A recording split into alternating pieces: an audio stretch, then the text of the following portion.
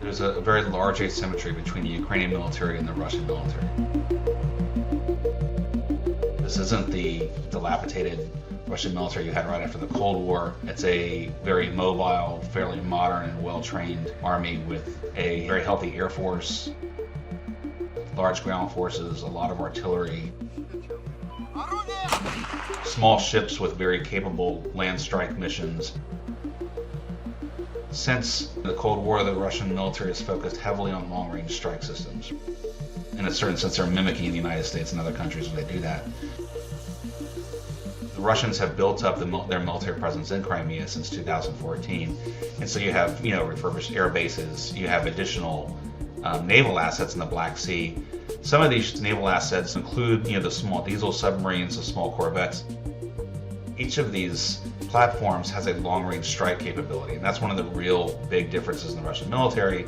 And in addition to any aircraft you have conducting strikes from the Russian mainland, you could also have strikes coming from the Black Sea. When you look at the Russian laydown on the other side of the border, you're talking 60 to 70 battalion tactical groups. That's the kind of unit that we focus on. That ranges anywhere from 600 to 1,000 people, generally averages about 800 and several hundred tanks, armored personnel carriers. That's a larger force than what you see in Ukraine. The Ukrainian military, if we go back to 2014, was already far behind. While they've made improvements in both their professional corps, they've modernized some, they have some new air defense systems. The Ukrainians now have some Stingers. Certain NATO allies have given both anti-air and anti-tank weapon systems to the Ukrainians. The Javelin missiles that the Ukrainians have received are very capable systems, and so I'm sure the Russians are a bit concerned about those. Both sides have ground forces, both have Russian-made air forces. The Russian side's larger and more modernized than the Ukrainian side.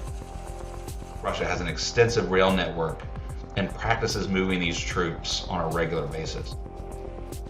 It doesn't come without cost. Right? After a while, if you have soldiers just sitting in place, you start to lose proficiency, people start getting bored, people start getting lazy, and there's also just the political cost of having all of this stuff there and not using it.